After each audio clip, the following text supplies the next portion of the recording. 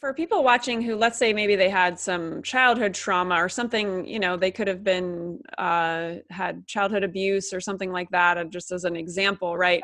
But not necessarily like mercury overdose by whatever language you're supposed to use, right? Like, so for people like that who haven't had some kind of like major physical I guess, exposure to something.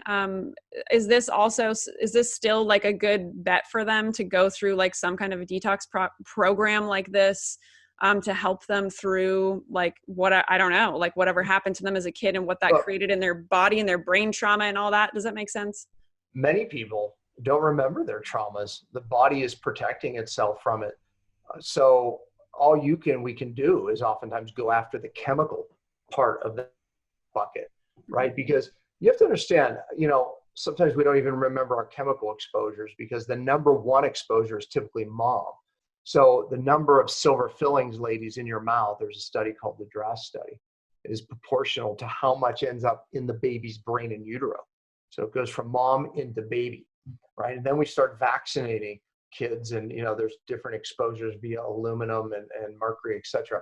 And then other exposures along the way. So oftentimes we just don't know what filled our bucket, regardless of the stressors. So the point is you might remember your emotional stressors and you can deal with that, but you might not. And same with chemical. But regardless, if we can empty the chemical part of the bucket, now we can start to even open up. I often have people that are doing the detox correctly, and all of a sudden they start recognizing the emotional stuff because literally, it sounds crazy, but when you start pulling the physical chemical out of the body, the stressors, out comes the emotion with it.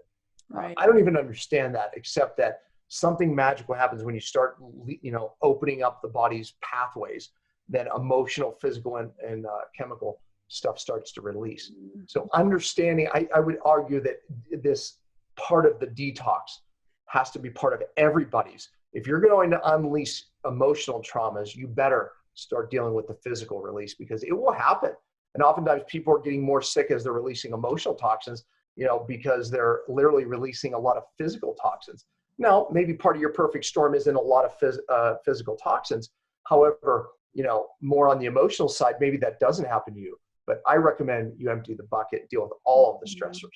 Yeah. Awesome. Thank you. That was really helpful to kind of tie that together. So you've kind of touched on this here and there, but are there like in the world, I'd love to talk about, right, like the ways you recommend detoxing and the ways you don't. So, because there's so much stuff out in the world around it. So what would you say are some ways that you would not recommend detoxing and some ways that you would? Well, doing IVs, it's a real chelator, but it leaves the body and creates redistribution. And again, coming back to this side, chlorella, cilantro, a lot of the herbal stuffs, they're weak chelators, which create redistribution for a different reason. Look, real detox, you have to upregulate the cell's functions. And I teach doctors my 5R approach. Even the public gets it. There's pathways in the cell that have to be upregulated. So the cell, I'll just quickly, the cell membrane is one of them. The energy in the cell is another, right? And then some glutathione pathways and methylation pathways are others. These shut down when we have a lot of stressors, physical, chemical, emotional. Now the cell itself, when it makes your own energy, builds up toxins, and those toxins need to come out. When these pathways are shut down, now you're just auto-intoxicating. They're called endogenous toxins, toxins that are your cells making when it makes energy you're not getting rid of. Let me give you an example. If I burn wood in my fireplace with the damper closed, that smoke pours in the house. You die, not of flames, but of smoke. So what do? We open the damper, and then it allows it to come out. Okay, that's the cell pathway example. When these pathways are shut down, your damper's shut down. So you have to open up those cell pathways. That's step one of my process. Mm-hmm. Step two is you have to use real binders and chelators that once the cell starts releasing, then you have to make sure that you use vehicles, if you will, chelators, binders, or whatever you want to say, that hold these toxins and make sure they go all the way out of the body. The product we had mentioned was the Cyto Detox. That's one of the main ones that we do there. And I think one of the summits we did, you offered a link because people wanted to buy it in hindsight of it. So I don't know if you're doing that, but yeah. Cyto Detox is the vehicle that grabs these toxins and moves them all the way out of the body safely, so you don't redistribute. And we have another one one product called Bind that has 4 different binders or chelators in it. It sits in the gut, acts as a catcher's mitt. Why? Many of the toxins go to the liver and it binds up to bile. Bile is used to break down fat and upon digestion, but it brings these toxins with it. And the problem is your body reabsorbs bile back to the liver, so it doesn't have to recreate it. So it does this. Toxins go around and around. It's called auto-intoxication.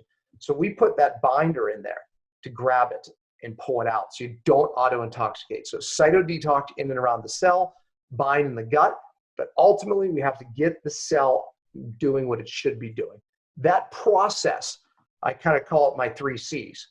The cell, okay, and then you have the clear part, which cyto does, and then we have the catch, which bind does. So cell, clear, catch. That process is what I've taught for 20 years, and that's real detox. Got it. Awesome. Yeah, thank you. And yeah, we'll talk about cytodetox in a little bit, and there's a button below for people who want to check that out.